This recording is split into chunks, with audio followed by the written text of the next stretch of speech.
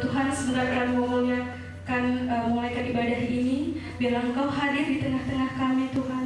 Biarlah Roh Kudus-Mu boleh tercurah oleh setiap hati kami yang datang dengan rindu Tuhan. Terima kasih Tuhan, hanya dalam nama Tuhan Yesus Kristus kami sudah berdoa dan mengucap syukur. Haleluya. Amin. Puji nama Tuhan. Ada yang percaya bahwa Tuhan kita ajaib? Amin. Kurang keras. Percaya kalau Tuhan kita ajaib? Amin. Haleluya. Mari kita memuji Tuhan. Kita mau lompat buat Tuhan. Tuhan pengen lihat kita mau menari, melompat untuk Tuhan, oke? Semangatnya ya.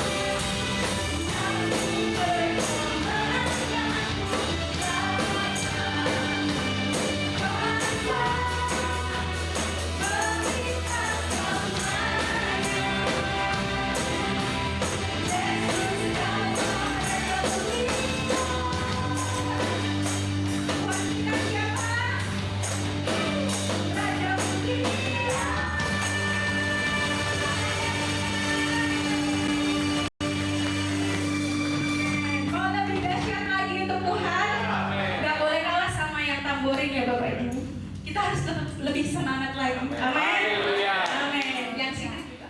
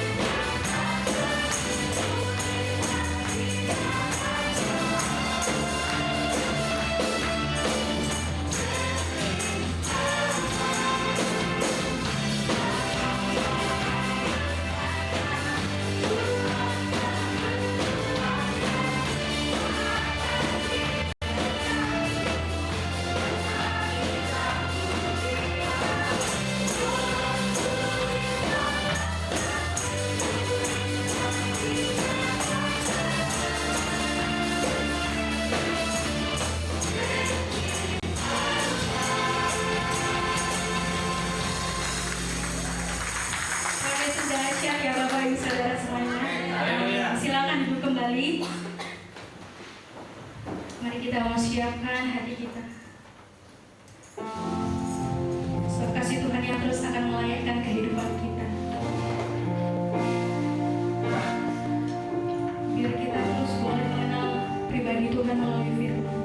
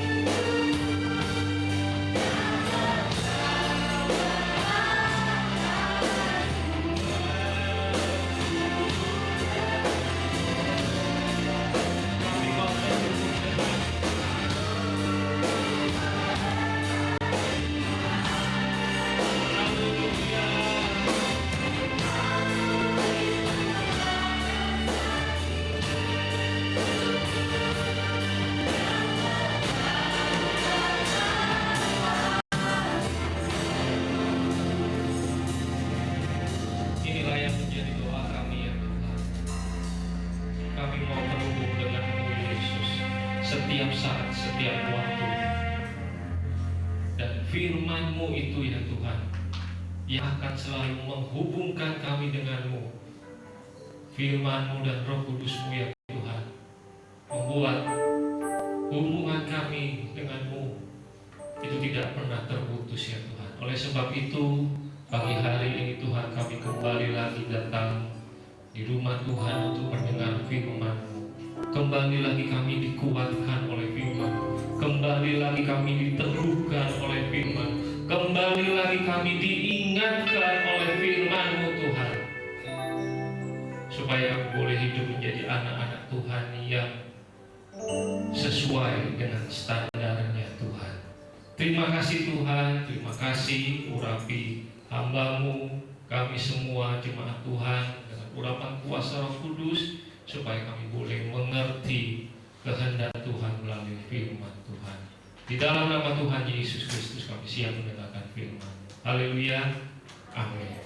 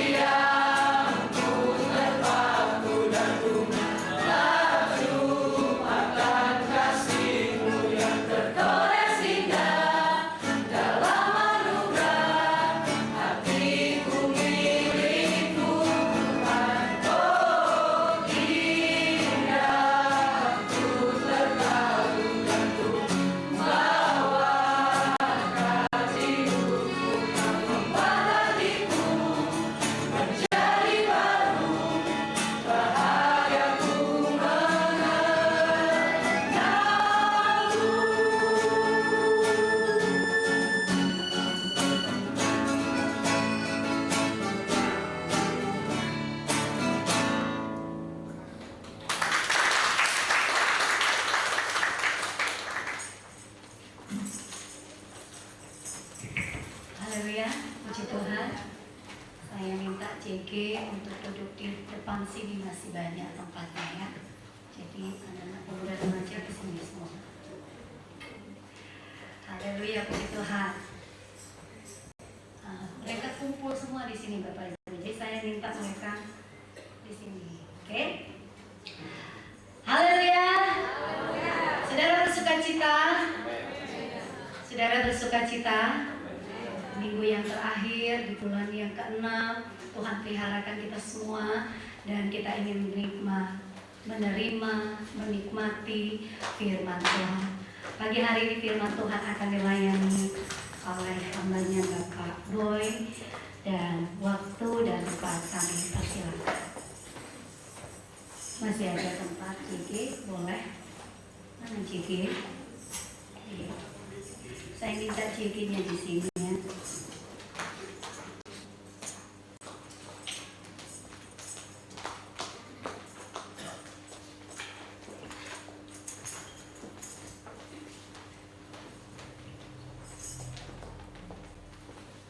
Selamat pagi Bapak Ibu Saudara sekalian. Haleluya. Terima kasih buat kesempatan yang diberikan kepada saya, dan kami juga berterima kasih. Seminggu lalu kami pergi ke Jakarta dalam sebuah urusan, baik untuk pemeriksaan mata dari Ibu Gembala, anak-anak, sekaligus ada pelayanan di sana, dan boleh kembali lagi di tempat ini. Selamat semua karena pertolongan dan perlindungan Tuhan, dan tentu ada doa-doa dari jemaat di tempat ini. Dan pagi hari ini kita akan kembali lagi belajar firman Tuhan tentang karakteristik dari orang-orang besar. Ada beberapa tokoh yang akan saya tampilkan di slide, dan hari ini kita akan belajar dari tokoh-tokoh pahlawan iman, baik yang ada di Alkitab maupun yang ada di beberapa abad atau di sekitar tahun 1800, 1900 hingga saat ini. Bapak Ibu tahu ini siapa? Mother Teresa. Sekali lagi, ini Abraham Lincoln. Ini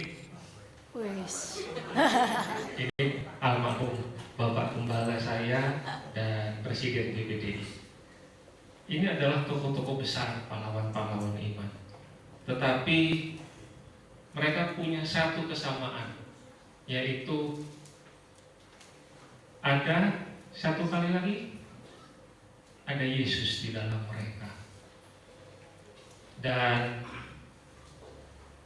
Tuhan pakai mereka karena sehingga mereka menjadi besar. Dan akhirnya sehingga ketika mereka menjadi besar, mereka bukan bertambah besar, tetapi Yesus yang semakin besar, mereka yang semakin kecil. Dan kita belajar dari tokoh-tokoh pahlawan iman. Terlebih lagi kita belajar menjadi seperti Yesus. Amin. Pagi hari ini kita akan buka Alkitab kita di dalam Efesus 3. Nah, ayat ini berbicara bagaimana caranya menjadi orang besar di dalam Tuhan, menjadi lebih besar baik di dalam perkataan dan perbuatan. Karena banyak orang hanya banyak bicara tetapi sedikit berbuat. Jadi saya ingin manusia di dalam diri kita, manusia batin kita menjadi besar. Kita buka Efesus 3 ayat 14 sampai ayat yang ke-16. Mari Bapak Ibu kita bangkit berdiri bersama-sama, kita baca ayat ini. 2, 3.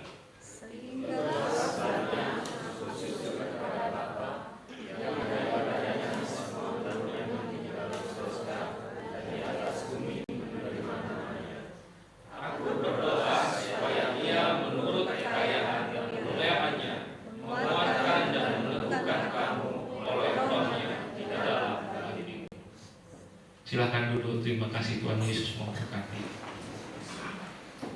Inilah kuncinya kalau kita mau menjadi besar, apabila your inner man, yaitu manusia batin kita, roh kita menjadi besar terlebih dahulu. Ini kunci yang pertama. Di ayat berikutnya, di ayat 17, sehingga oleh imanmu Kristus diam di dalam hatimu, dan kamu berakar serta berdasar di dalam kasih. Aku berdoa supaya kamu bersama-sama dengan segala orang kudus dapat memahami betapa lebarnya, panjangnya, tingginya, dalamnya kasih Kristus, dan dapat mengenal kasih itu, sekalipun ia melampaui segala pengetahuan. Aku berdoa supaya kamu dipenuhi di dalam seluruh kepenuhan Allah. Ada kalimat yang saya garis merah atau saya beri warna merah. Dipenuhi. Artinya apa? Diisi hingga batas maksimal. Dan ada kata seluruh, artinya segala sesuatu, seluruhnya, semuanya. Dan dikatakan bahwa kita dipenuhi oleh Allah. Artinya apa? Allah sendiri, pribadi Allah yang menciptakan langit dan bumi, itu memenuhi manusia batin kita. Dan akibatnya apa? Akibatnya apa yang terjadi di ayat yang ke-20. Kita baca bersama-sama ayat ini. Ini tentu menjadi ayat kesukaan Bapak Ibu sekalian ya. 2, 3. Bagi Dialah yang dapat melakukan jauh lebih banyak dari yang kita doakan dan kita pikirkan. Saya ingin berhenti dulu dalam ayat ini. Alkitab mengajarkan sangat penting buat kita bahwa melalui ayat ini, di surga sana, alam pikiran kita sama kuatnya atau sama kerasnya dengan doa kita. Apa artinya? Artinya yaitu apa yang kita doakan melalui mulut kita, apa yang kita pikirkan di dalam pikiran kita, itu tercatat di surga sebagai suatu hal yang sama. Seringkali kita berdoa, Tuhan berkati saya, berikan terobosan dalam masalah ekonomi saya.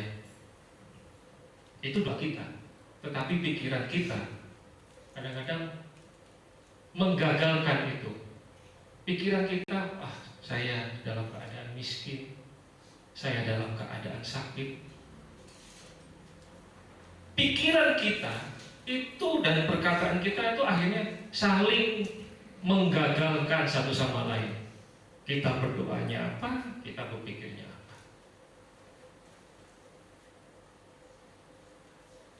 Mimpi dan visi yang ada dalam pikiran Bapak Ibu Saudara dan saya itu mempunyai kuasa yang sama dengan apa yang kita doakan. Jadi ketika timbul sebuah ide dalam pikiran kalian dan kepikiran Bapak Ibu, ketika timbul sebuah visi, itu sama seperti benih yang tertanam. Seperti seorang ibu yang mengandung, semakin besar, semakin besar. Ketika Tuhan menaruh visi itu, kita renungkan, kita pikirkan, kita doakan. Itu sama seperti kita menyiram dan membuatnya subur.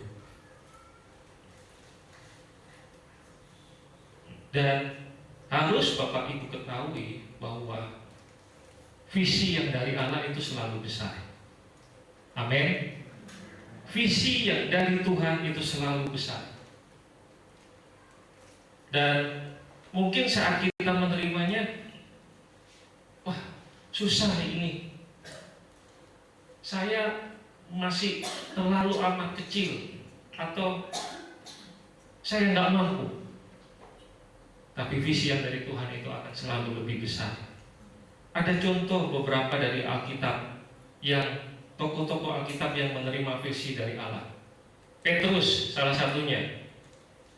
Dia tidak akan menjadi penjala ikan lagi, tetapi menjadi penjala manusia. Contoh Alkitab lainnya, Musa. Engkau akan menjadi pelepas bangsa Israel. Melaluimu aku akan membangkitkan sebuah bangsa. Contoh lagi, Allah Tuhan memberikan visi kepada Abraham bahwa keturunannya akan menjadi banyak seperti bintang di langit dan pasir di pantai. Tetapi apa? Saat Abraham menerima visi, bagaimana keadaan Abraham? Punya anak pun belum, bahkan dalam keadaan yang tua. Bapak Ibu tentu tahu bahwa peperangan terbesar bukan orang-orang di sekitar kita, bukan teman-teman kita, bukan keluarga kita, tetapi medan peperangan terbesar adalah di dalam hidup kita, di dalam pikiran kita. Dan iblis tahu, ia berusaha untuk membatasi pikiran kita supaya kita membatasi kuasa Tuhan bekerja dalam kita. Ada, saya buka-buka di Google, cuma saya nggak dapat gambarnya. Salah satu cara sirkus untuk melatih gajah mereka. Jadi gajah-gajah mereka sudah dari kecil itu sudah dirantai salah satu kakinya. Jadi sehingga gajah ini setiap kali bergerak dia merasa terbatas. Terus mulai dari kecil dilatih seperti itu, sehingga ketika gajah ini sudah semakin besar, ketika rantai itu dilepas, dia tetap merasa tidak akan kemana-mana karena dia merasa susah bergerak. Seperti itulah cara iblis bekerja. Sepertinya kita diikat di kaki kita. Gak bisa ini, gak bisa itu. Kamu begini, kamu gak mungkin berhasil. Tetapi visi yang dari Tuhan itu selalu besar. Amin. Alkitab berkata, tanpa pengetahuan umatku binasa. Oleh sebab itu, kita harus memiliki pengetahuan di dalam firman Tuhan. Bapak Ibu, Tuhan telah menetapkan kita menjadi orang besar. Amin. Amin. Dan memiliki mimpi yang besar. Amin. Kayaknya masih ragu-ragu kayaknya. Amin. Dan untuk berpikir besar, kita perlu berpikir manusia batin kita, manusia roh kita itu perlu diberi makanan rohani, firman Tuhan. Ada salah satu contoh tokoh Alkitab, Sweet Witherspoon. Dia adalah salah satu orang yang menulis di bukunya, yaitu berkata bahwa manusia rohnya itu 7 kali lebih besar daripada manusia jasmaninya. Misionaris ini tidak bisa membaca pada waktu kecilnya. Dia seorang anak petani. Bapak Ibu bisa baca di Wikipedia, di Google, bisa searching di situ. Tetapi setelah ia diselamatkan, ia diberi Alkitab, padahal dia belum bisa membaca. Ketika dia diberi Alkitab, itu memberikan kemauan besar di dalam hatinya untuk dia membaca. Dan akhirnya dia bisa membaca hanya melalui Alkitab. Sejak dari itu dia menjadi misionaris. Dia berkeliling, dia menginjil ke seluruh dunia dan mendirikan sebuah sekolah-sekolah. Jadi untuk menjadi orang besar, kita harus besar terlebih dahulu di dalam batin kita, manusia batin kita. Dan hari ini kita akan belajar karakter orang besar. Ini baru pendahuluan Bapak Ibu, tapi kita mau belajar bersama-sama ya. Amin. Karakter orang besar yang pertama, Orang besar adalah orang yang murah hati. Yesaya 32 ayat yang ke-8. Orang besar adalah orang yang murah hati. Tetapi orang yang berbudi luhur merancangkan hal-hal yang luhur, dan ia selalu bertindak demikian.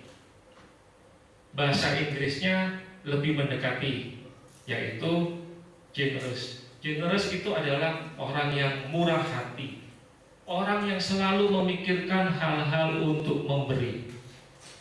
Bagaimana saya bisa memberkati orang, bagaimana saya bisa lebih menjadi berkat buat orang lain.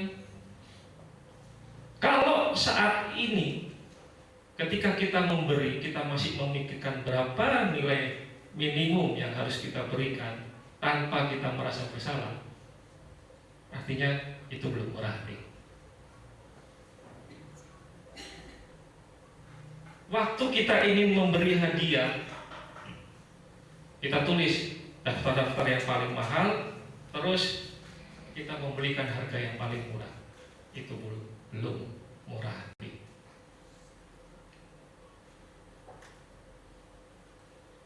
Nah, ini lagi. Kalau ini biasanya bapak-bapak, kalau kita sering ribut dengan tukang parkir cuma karena masalah uang parkir, amin, itu belum murah hati.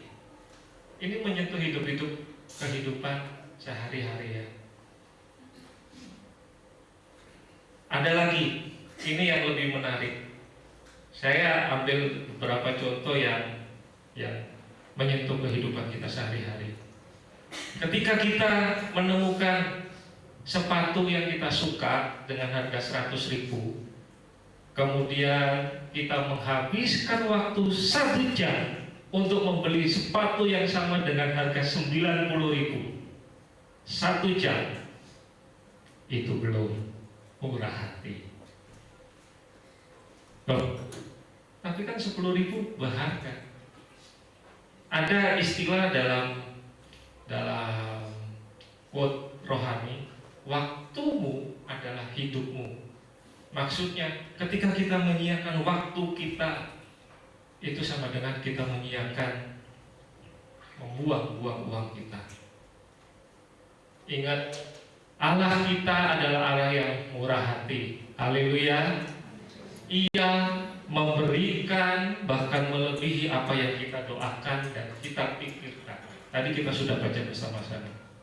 Dan di kalimat terakhir dalam Yesaya 32 ayat 8, dalam bahasa Inggrisnya, by generosity he shall stand. Stand artinya apa? Ia akan naik hingga ke puncak. Artinya orang yang besar, manusia batinnya, itu Tuhan akan angkat ke atas. Orang biasa selalu berdiri di atas rata-rata, di rata-rata, di garis rata-rata, bukan di atas rata-rata. Orang biasa selalu berdiri di garis rata-rata. Tetapi orang yang besar di dalam Tuhan, Tuhan angkat dia menjadi kepala, bukan ekor. Ini yang pertama. Orang besar adalah orang yang murah hati. Yang kedua, karakteristik orang besar di dalam Tuhan. Kita baca bersama-sama. 2, 3.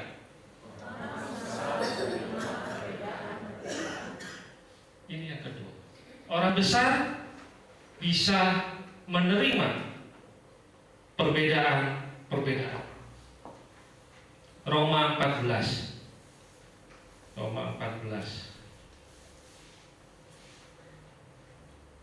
Nah, saya ingin menunjukkan di bawah Roma 14 ini bahwa orang Kristen di Roma pun pernah memperdebatkan. Mereka memperdebatkan tentang boleh makan daging atau tidak.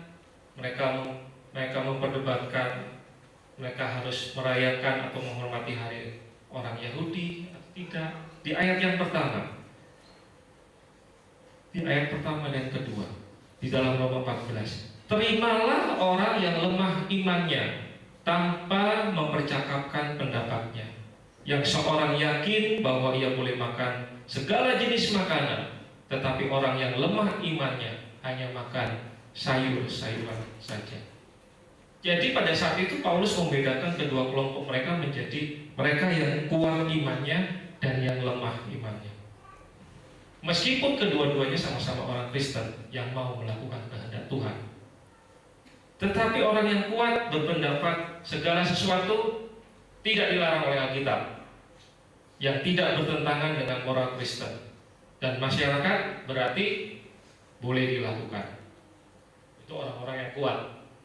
Tetapi kelompok yang lemah selalu merasa terserang dengan pendapat mereka. Mereka menjadi marah hingga ada orang yang tidak makan. Memang ada hal-hal yang tegas yang dilarang oleh Alkitab, seperti contohnya berbohong, mencuri, berzina, dan lain-lain. Tapi ketika berkaitan dengan kebudayaan, firman Tuhan tidak mengaturnya secara mendetail. Tetapi ada tetapinya. Di dalam 1 Korintus 10 ayat 23 di situ dijelaskan. Segala sesuatu diperbolehkan. Benar. Tetapi bukan segala sesuatu berguna. Segala sesuatu diperbolehkan, benar, tetapi bukan segala sesuatu membangun. Artinya apa? Paulus menyarankan hendaklah kalian yang kuat imannya, menghormati dan menerima mereka yang lemah iman. Menerima ini memperlakukan orang lain dengan hormat, meskipun kita tidak setuju dengan mereka. Artinya bisa menerima perbedaan-perbedaan. Memperlakukan orang lain dengan hormat, meskipun kita tidak setuju dengan mereka. Jadi kalau kita tidak setuju dengan cara berpakaian, warna rambutnya, mungkin pakai anting-anting, kita harus bisa belajar menerima. Contoh, kita tidak boleh menjadi penghakim atau menghakimi orang lain. Kalau kita mungkin dalam kehidupan kita sehari-hari bertemu dengan orang-orang yang terlalu banyak bergaul dengan wanita, meskipun dia bukan gay, tetapi dia bertingkah laku lemah lembut seperti wanita, kita harus menerimanya. Dan ini menjadi intinya, karena saat mereka mengenal Tuhan, kita harus kenalkan Tuhan secara utuh. Mereka pasti diubahkan oleh Tuhan. Amin. Kita harus bisa menerima perbedaan yang ada dalam jemaat ini. Tetapi kita harus berikan kebenaran yang utuh. Saat mereka tahu kebenaran utuh secara firman Tuhan, mereka akan diubahkan oleh Tuhan.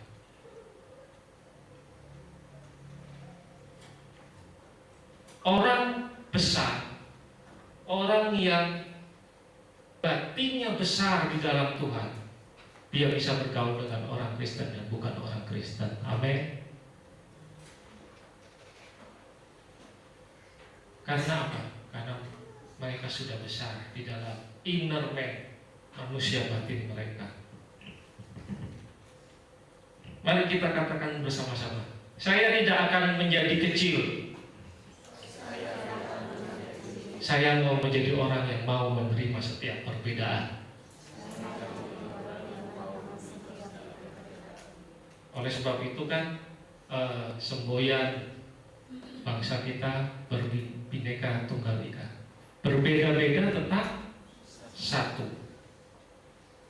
Ini karakter orang besar yang kedua, yaitu orang yang bisa menerima perbedaan. Karakter yang ketiga, ini ketika saya melihat ini, saya dalam tahap masih belajar ya Bapak Ibu Saudara. Karakter orang besar yang ketiga adalah orang yang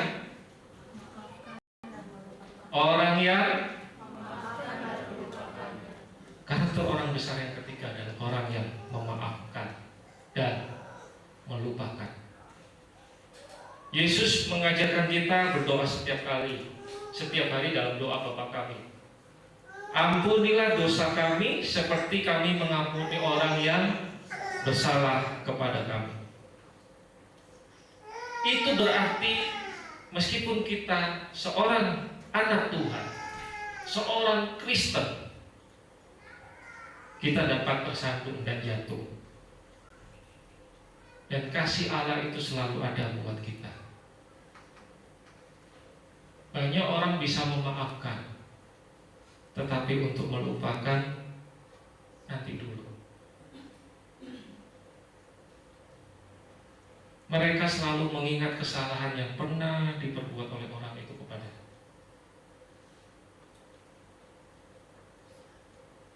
Apa yang dimaksud dengan kasih? Kasih artinya tidak menyimpan kesalahan orang lain. Itu berarti saat kita mengampuni, maka kita pun harus menghapus ingatan mengenai kesalahan orang itu. Yesaya 43 ayat 25 berkata, Aku, ini Tuhan yang bilang, akulah Dia yang menghapus dosa pemberontakanmu. Oleh karena aku sendiri dan aku tidak mengingat-ingat dosa. Itu sebabnya ketika kita berdiri di hadapan Tuhan, kita tidak perlu merasa bersalah. Karena dosa dihapuskan. Dia Tuhan yang sudah memaafkan. Tetapi ada tetapinya Bapak Ibu Saudara. Ada tetapi. Konsekuensi selalu ada akibat dari perbuatan dosa kita. Selalu ada konsekuensi atas segala kesalahan dan dosa yang kita perbuat. Tuhan mengampuni, Tuhan memaafkan, Tuhan melupakan. Tetapi selalu ada akibat, ada konsekuensi dari perbuatan dosa itu. Ada satu tokoh hamba Tuhan, Bapak Ibu kembali lagi boleh lihat di Wikipedia, Corrie ten Boom. Dia adalah seorang gadis Belanda yang masih muda. Ketika ia beserta seluruh keluarganya dijebloskan ke dalam kamp konsentrasi pada zaman Nazi Jerman, Perang Dunia Kedua. Di kamp tersebut, di tempat penyiksaan tersebut, ia melihat ayahnya dan seluruh keluarganya dibunuh. Hanya dia yang berhasil selamat. Setelah Perang Dunia Kedua, ibu ini menjadi penginjil berkeliling seluruh dunia. Dan pada suatu ibadah, ia bertemu dengan seorang mantan penjaga camp tersebut. Setelah selesai ibadah, penjaga ini mendatanginya dan berkata, Corrie, kamu masih ingat saya? Mantan penjaga yang dulu menyiksa dia. Terus dia bilang, sekarang saya sudah menjadi seorang Kristen. Dapatkah kamu memaafkan kesalahan-kesalahan saya? Ini kisah nyata. Bapak Ibu bisa baca di bukunya. Dan seketika itu juga Corrie ini mengingat bahwa penjaga itu adalah penjaga yang begitu jahatnya, yang tidak punya belas kasihan, yang setiap hari baik secara fisik, emosi, bahkan secara seksual menyiksa dirinya dan seluruh keluarganya. Setiap hari selama 4 tahun di camp itu. Dan penjaga ini mengulurkan tangan, maukah kamu memaafkan saya? Saat itu juga Corrie ini menangis kepada Tuhan. Dia bilang, Tuhan, tolong saya untuk mengampuninya. Sementara dia bilang begitu, tapi yang keluar ingatan-ingatan selama dia di camp itu bagaimana dia disiksa. Sementara penjaga itu sudah, maukah kamu memaafkan saya? tolong maafkan saya. Dan Kori tendung secara tiba-tiba tanpa emosi, tetapi karena ketaatan dia kepada Tuhan yang tulus, dia memaafkan si penjaga ini. Ketaatan itu tidak berkaitan dengan emosi atau kenyamanan, Bapak Ibu Saudara. Ketaatan itu tidak berkaitan dengan emosi dan kenyamanan. Dalam bukunya ini, The Hiding Place, Kori dia bilang, saya hanya mau mentaati apa kata Tuhan, apa kata Roh Kudus dalam hati saya. Karena ia begitu mencintai Allah. Dan akhirnya dia menjadi salah satu tokoh pahlawan. Dan bukunya menjadi bestseller, yaitu The Hiding Place. Bagaimana dengan kita? Seringkali ada orang berkata, Tuhan, saya bermasalah dengan orang itu. Orang ini, orang yang itu melakukan sesuatu kepada saya. Tapi apakah kita memaafkan tanpa melupakan? Kita harus belajar bersama-sama. Saya pun belajar, Bapak Ibu Saudara. Belajar untuk memaafkan dan melupakan. Dan saat itu terjadi, pemulihan akan terjadi. Amin. Amin. Saya harap Bapak Ibu bisa menangkap firman Tuhan pada pagi hari ini. Maafkan, melupakan. Kita semua dalam prosesnya, Tuhan. Haleluya. Karakter yang keempat dari orang yang besar, manusia batinnya besar di dalam Tuhan. Orang besar yaitu memperlengkapi orang lain menjadi seorang yang berhasil. Yesus banyak melakukan mujizat. Dan dia juga membangkitkan murid-muridnya dalam Yohanes 14 ayat 12. Yohanes 14 ayat 12. Ini Yesus berkata, Aku berkata kepadamu, sesungguhnya barang siapa percaya kepadaku, ia akan melakukan juga pekerjaan-pekerjaan yang aku lakukan, bahkan pekerjaan-pekerjaan yang lebih daripada itu. Artinya orang besar memperlengkapi orang lain untuk menjadi seseorang yang berhasil. Sebagai anak-anak Tuhan, kita tidak perlu takut orang lain lebih bersinar kepada saya, lebih bersinar daripada saya. Karena setiap kita punya panggilan masing-masing. Setiap kita ada tujuan Tuhan dalam hidup kita yang unik, yang hanya Bapak Ibu dapatkan dalam Tuhan.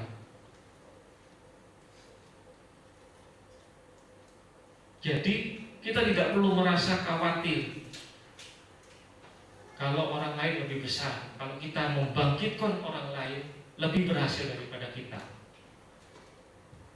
Karena kita semua punya tempat dalam rencana kerajaan Tuhan. Apapun berkat dan karunia yang ada pada kita, janganlah kita tahan untuk diri sendiri. Kembali lagi kan ke karakter yang pertama, bahwa orang besar adalah orang yang murah hati. Orang kecil itu selalu menahan dan merahasiakannya. Selalu ditahan. Tetapi kita harus tahu bahwa semakin banyak kita memberi, semakin banyak kita terima. Amin. Semakin banyak talenta yang kita berikan, semakin banyak pula talenta yang Tuhan percayakan dalam kehidupan kita. Ini prinsip firman Tuhan. Dan seakan-akan kita berbicara tidak begitu secara dunia. Firman Tuhan tidak pernah bisa seirama dengan ajaran-ajaran dunia. Tetapi ketika kita hidup dalam firman Tuhan, dunia akan melihat bahwa ternyata orang Kristen luar biasa, diberkati Tuhan. Pada saat kita memberikan apa yang kita mempunyai, yang kita punyai, kita sedang memperbesar manusia roh kita, dan kita menjadi lebih besar. Bagaimana kisah-kisah tokoh iman tadi? Mother Teresa, Abraham Lincoln, bagaimana dia menyerahkan seluruh hidupnya hanya untuk kalangan miskin.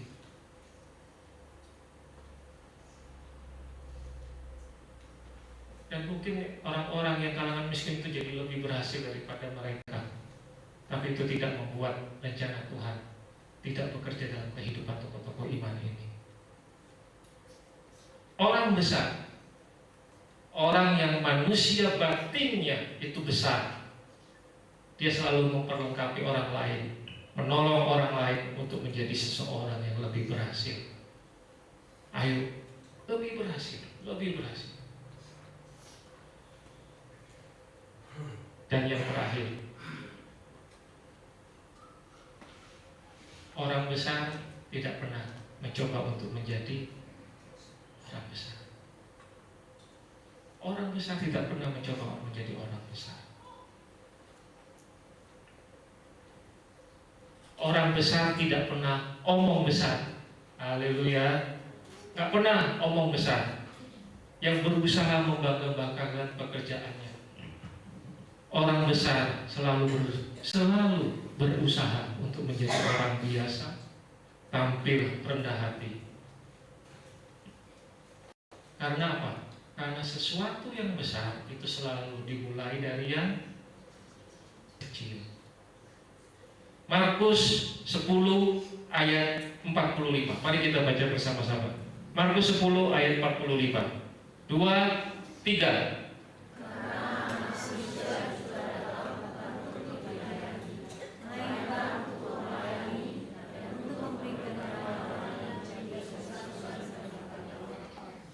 Inilah yang Yesus lakukan. Karena anak manusia juga datang bukan untuk dilayani, melainkan untuk melayani dan untuk memberikan nyawanya bagi tebusan banyak orang. Di dalam Yohanes 13 kita akan melihat kisah di situ bagaimana Yesus membasuh kaki para rasul.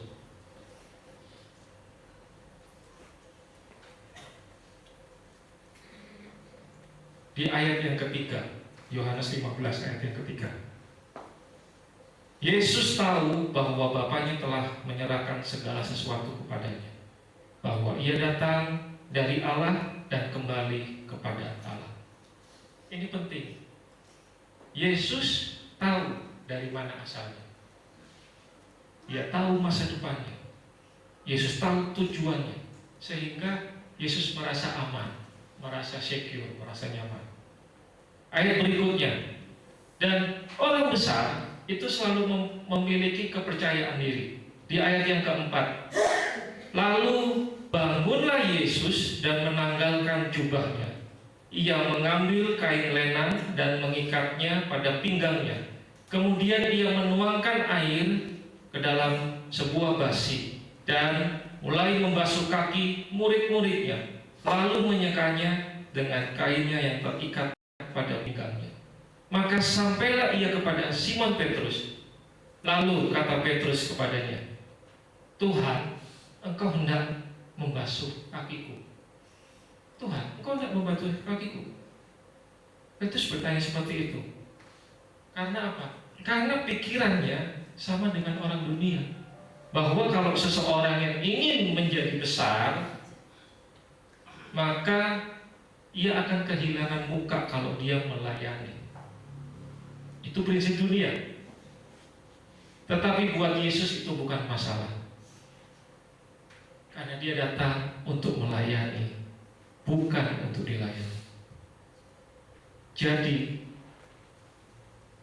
bukan gereja yang melayani kamu, gereja dalam gedung gereja, tapi gereja sesungguhnya yaitu diri kita. Kita melayani Tuhan kita, amin. Orang yang hanya ingin dilayani dan tidak mau melayani, dia akan tetap kecil sampai kapanpun juga. Tetapi setiap kali kita melayani Tuhan, baik di gereja, baik di luar sana, kita melayani Tuhan, manusia roh kita, inner man kita akan semakin lebih besar, dan lebih besar lagi. Orang besar selalu untuk rendah hati, berusaha untuk selalu rendah hati. Inilah contoh-contoh orang-orang besar. Saya tahu salah satu contoh dari Bapak Gembala saya yang ada di Jakarta, Pendeta Ahamande. Kalau soal materi, apa yang kurang dari Bapak Pendeta ini? Tuhan percayakan kepada Bapak Pendeta almarhum Opa Made 3 gereja. Jemaatnya kurang lebih 6 ribuan, kalau nggak salah 6 ribu, 10 ribu kali. Kalau dia mengadakan ibadah di Natal, 3 gereja digabung, 1 JCC disewa. Tetapi dalam kesehariannya dia adalah bapak rohani yang amat sangat rendah hati. Orang nggak menyangka, bahkan pakaiannya, dia begitu banyak punya pakaian yang selalu dipakai, pakaian itu terus sampai ininya sudah kuning. Begitu sederhananya dia, tapi Tuhan pakai luar biasa. Inilah contoh-contoh orang besar, Bapak Ibu Saudara. Orang kecil membicarakan dirinya sendiri. Selalu yang dibicarakan dirinya sendiri. Tetapi orang besar selalu membicarakan lahir dan memuliakan Tuhan. Yang dibicarakan Yesus yang terlebih besar dan aku yang semakin kecil. Contoh Alkitab. Siapa yang tidak tahu Musa? Dia adalah pengganti Firaun. Tetapi Musa memilih menjadi hamba, melayani bangsa Israel, memimpin bangsa Israel keluar dari perbudakan. Musa memilih untuk melayani orang lain. Dan dalam prosesnya kita tahu bahwa Musa menjadi orang yang terbesar di dalam sejarah bangsa Israel pada saat itu. Luar biasa ya, Tuhan pakai. Inilah yang menjadi, saya undang pemain musik semaju ke depan. Inilah yang menjadi karakter-karakter dari orang besar. Semuanya itu firman Tuhan, Bapak Ibu Saudara. Kesamaan dari tokoh-tokoh Alkitab, dari pahlawan-pahlawan iman, semuanya sama, yaitu dia semakin kecil dan Yesus semakin besar. Haleluya. Kita harus semakin kecil dan Yesus semakin besar. Haleluya. Kita katakan sekali, kita harus semakin kecil dan Yesus semakin besar. Mari kita bangkit berdiri bersama-sama.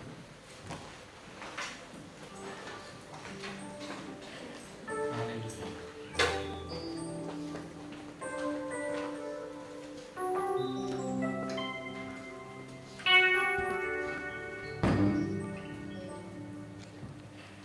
Besar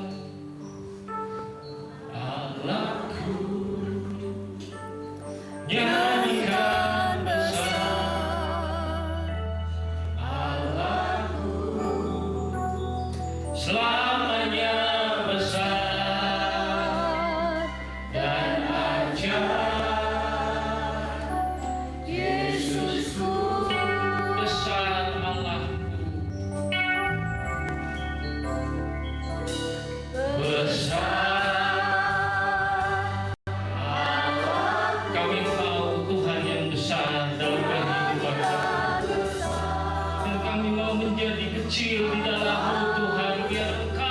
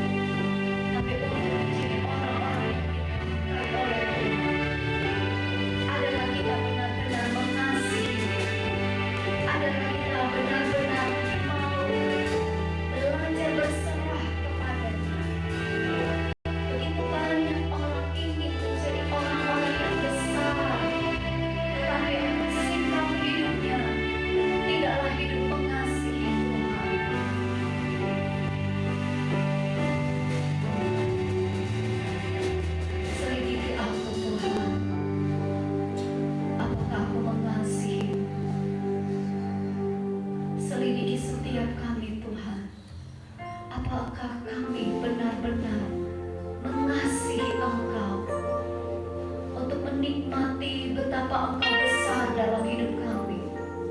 Engkau memperhatikan setiap kami. Benarkah kami mengasihi-Mu, Tuhan? Terima kasih.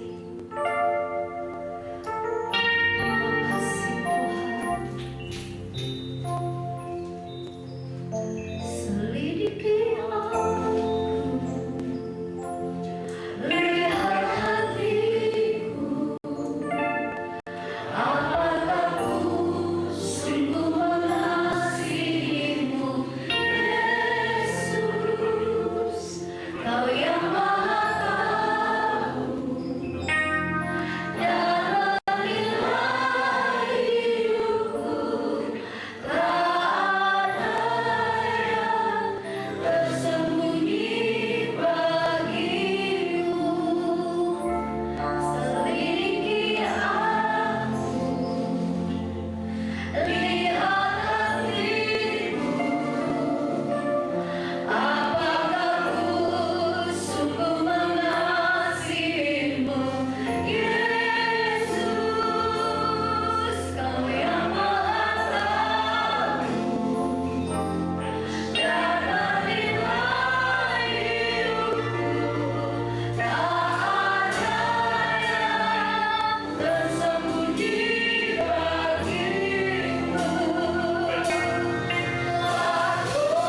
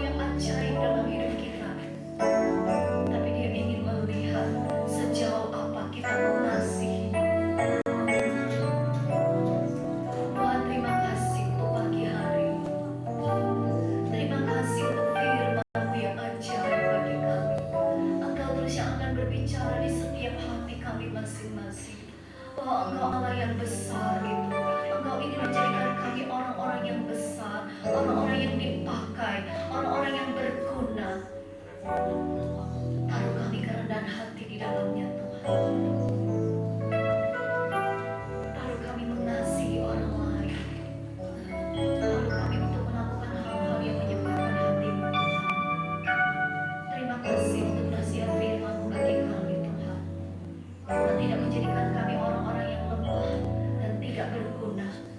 kami menjadi orang-orang yang berguna karena Engkau di dalam hidup kami. Terima kasih banyak Bapa di sorga. Tuhan berkati hamba-Mu yang sudah menyampaikan firman-Mu bagi kami. Pakai lagi lebih heran untuk kemuliaan bagi nama Tuhan. Terima kasih. Tanamkan firman-Mu dalam setiap kami, sehingga kami menjadi orang-orang yang tetap berpegang kepada firman itu sendiri. Sebentar kami akan memberikan korban persembahan, kecil ataupun besar, kiranya Engkau Tuhan memberkati di dalamnya. Di dalam nama Tuhan Yesus Kristus. Haleluya. Amin. Puji Tuhan. Mari kita mau siapkan persembahan yang terbaik untuk Tuhan dan akan pujian ajaib Kau Tuhan.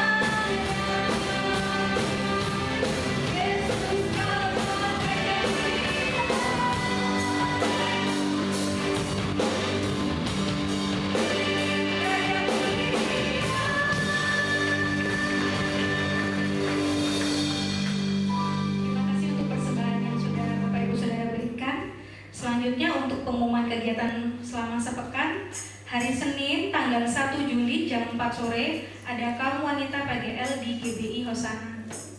Kemudian di hari Selasa jam 4:30 ada kaum wanita Zipora. Hari Kamis tanggal 4 jam 6 sore ada ibadah doa di gereja. Dan di hari Jumat jam 12 siang ada doa puasa. Jam 5 sore mesbah keluarga di rumah Bapak Andreas Heri Krisdianto, perumahan Navila Grahaha nomor 2 Sumber Gedang, Pandaan. Kemudian di hari Sabtu jam 5 sore ada ibadah Joshua Generation. Mungkin kami mau mengundang teman-teman pemuda remaja yang masih belum bergabung, bisa ikut, bisa datang di hari Jumat jam 5 sore ya teman-teman. Oh ya, Sabtu. Kemudian di hari Minggu jam 7 pagi ada ibadah sekolah minggu, jam 8 sore ibadah raya disertai perjamuan kudus. Saja. Selanjutnya kalau ada tambahan akan disampaikan oleh Ibu Gembala. Silakan.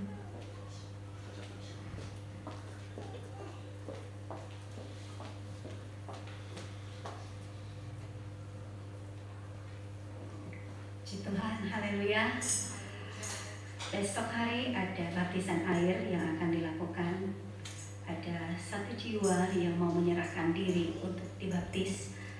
Dan saya akan mengundang Saudara Daniel Krisnyanto yang akan menyerahkan diri untuk dibaptis. Kita menyanyikan satu pujian. Boleh maju ke depan, boleh berlutut, dan kita akan mendoakan anak muda ini yang berikan hidupnya untuk Tuhan, untuk kemuliaan bagi nama Tuhan. Kita berdiri semua. Sebab Kau besar perbuatanmu ajaib. Kita akan berdoa bersama. Sebab Kau besar perbuatanmu ajaib. Tiada seperti Engkau.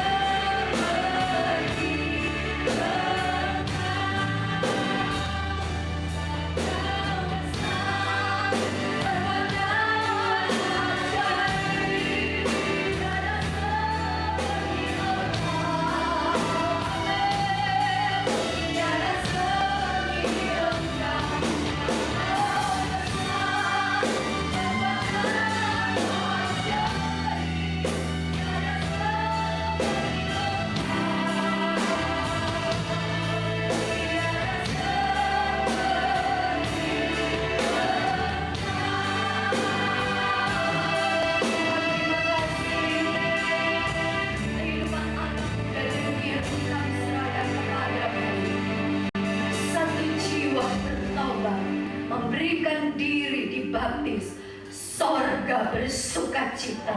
Oh puji Tuhan, terima kasih Tuhan. Kiranya Engkau menolong pada besok hari akan dilangsungkan baptisan air.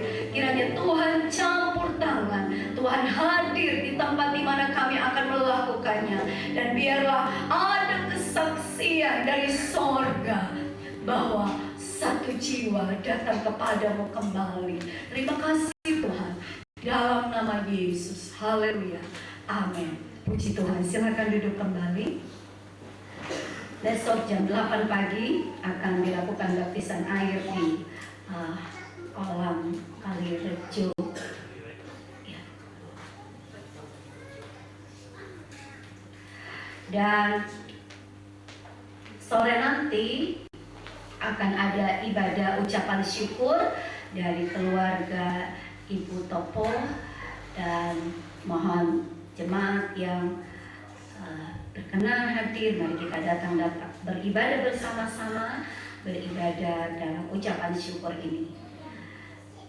Kalaupun mungkin alamatnya tidak tertera, nanti saya sampaikan melalui grup jemaat ya. Dan tanggal 2 sampai tanggal 5 Juli ada youth camp, dan kemarin ada 3 anak sudah mengikuti kids camp. Sayang anak ini mereka sudah asik sendiri ya. Nanti setelah Joshua Generation datang biar mereka memuliakan Tuhan ya. Dan tanggal 2 sampai tanggal 5 youth camp dilakukan di Batu. Saya mengundang anak-anak pemuda dan remaja yang mau mengikuti youth camp, masih terbuka pendaftarannya. Dan hari ini kami akan mendaftarkan anak-anak yang dari Alpha Omega. Sudah ada yang mendaftar. Gereja akan memberikan subsidi bagi mereka yang mau mengikuti. Jadi seperti yang sudah disampaikan melalui grup jemaat, ada separuh harga ya. Dari gereja akan membantu 250 dari anak-anak tersebut. Anak-anak minta sama papa mama pastinya ya. Kecuali ada yang nabung. Oke. Dan kiranya Bapak Ibu boleh memberikan support buat anak-anak pemuda remaja, mereka yang liburan, tapi kalau yang kerja sudah tidak mungkin mereka cuti 4 hari ya. Yang yang ingin ikut di youth camp, mereka menikmati lambatan Allah seperti anak-anak sekolah minggu. Betapa luar biasa di momen-momen ketika mereka ada di dalam ibadah, khususnya dalam penyembahan. Luar biasa Tuhan bekerja di tengah-tengah anak-anak sekolah minggu. Dan kita percaya juga Allah juga akan bekerja di tengah-tengah anak-anak pemuda dan remaja. Di generasi, di hari-hari ini kita ingin anak-anak kita tetap ada di dalam Tuhan.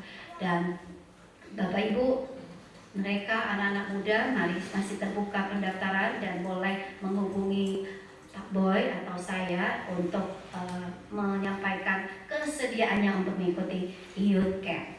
Puji Tuhan. Terima kasih.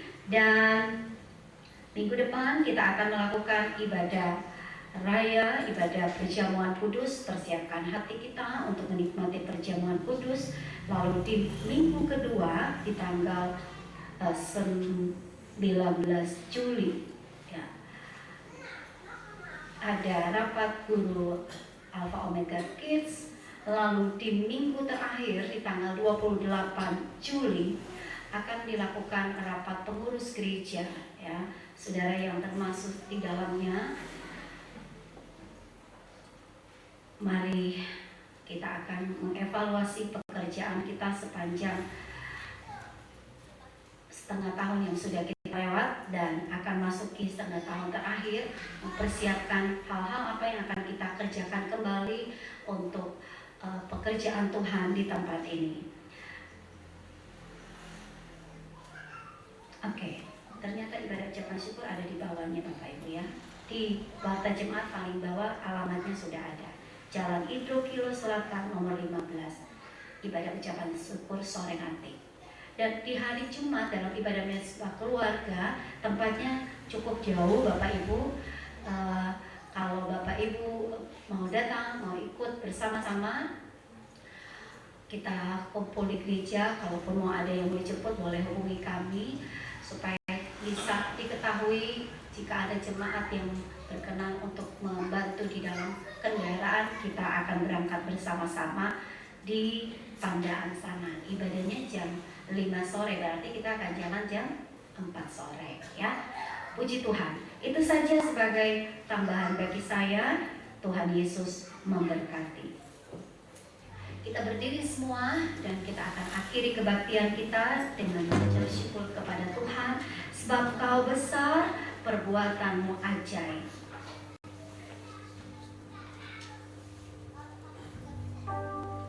Sebab Kau besar, perbuatanmu ajaib, tiada seperti Engkau, tiada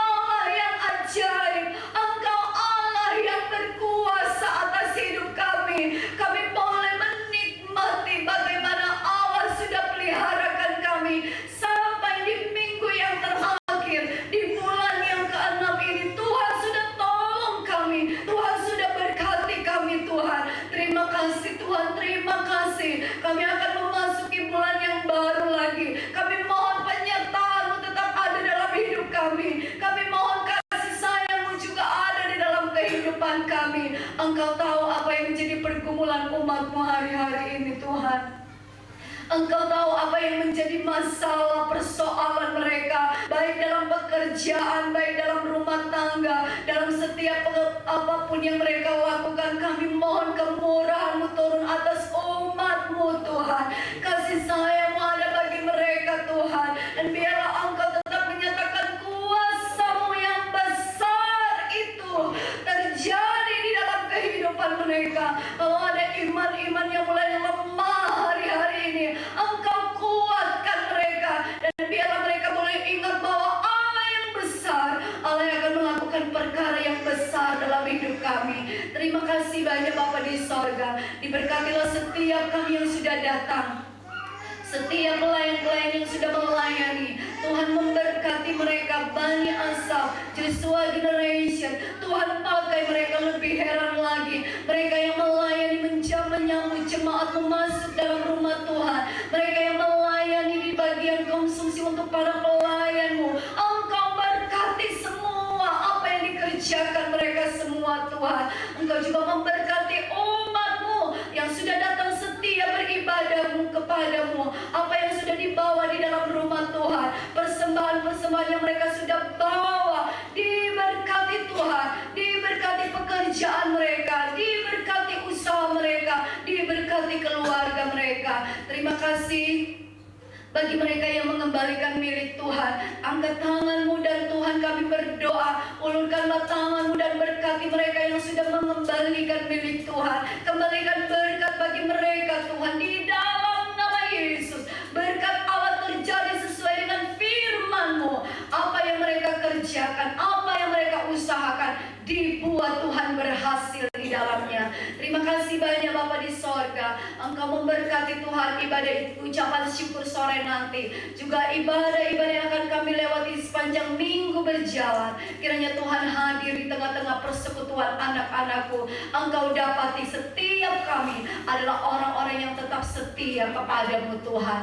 Terima kasih banyak Bapa di dalam sorga. Bagi mereka yang sakit Tuhan sembuhkan, yang lemah Tuhan kuatkan, yang susah Tuhan hiburkan, yang berbeban berat Tuhan berikan kelegaan. Anak-anak Tuhan, umat-Mu di tempat ini, mereka mengalami mujizat demi mujizat terjadi di dalam hidup mereka. Mereka yang tidak datang dengan segala alasan-alasan yang ada di dalam hidup mereka Tuhan. Apapun itu, kami hanya mohon kepadamu Tuhan, Engkau terus beracara di hati mereka, supaya mereka tidak lupa untuk datang beribadah kepada Tuhan.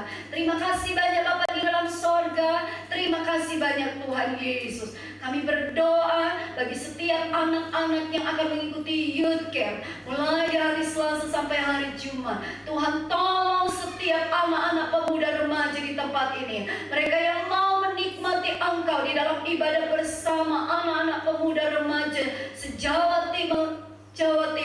Dalam ibadah ini Tuhan Engkau berkati, Engkau beracara di sana. Pakai semua hamba-hamba-Mu yang akan melayani, dan biarlah lawatan Allah boleh terjadi di tengah-tengah anak-anak pemuda dan remaja. Oh Tuhan, dan khususnya Engkau juga bekerja bagi anak-anak pemuda remaja di tempat ini Tuhan. Terima kasih Tuhan, terima kasih. Terpuji-pujilah akan nama-Mu.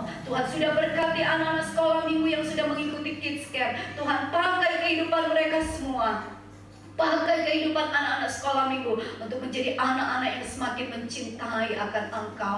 Terpujilah Engkau Tuhan, kekal untuk selama-lamanya. Sebentar kami akan berpisah satu dengan yang lain Tuhan. Kami akan pulang ke rumah kami masing-masing. Sertai dalam perjalanan pulang, tibakan kami dengan keadaan baik dan selamat. Tutup bungkus kami semua dengan kuat kuasa daripada Roh Kudus itu.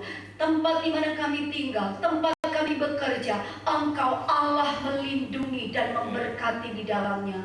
Terima kasih, terpujilah nama-Mu. Marilah kita pulang dan membawa segala berkat kemurahan itu. Terimalah berkat anugerah dari Allah Bapa, cinta kasih dari Tuhan Yesus, persekutuan penghiburan dari Roh Kudus akan menyertai kita semua dari saat ini, besok, dan sampai Yesus datang kembali menjemput anak-anaknya dan kita yang percaya kepadanya. Dengan iman kita terima berkat itu di dalam nama Tuhan Yesus Kristus. Haleluya. Amin. Puji Tuhan. Tuhan memberkati. Sebentar ada latihan paduan suara, mohon bisa tinggal sebentar. Ada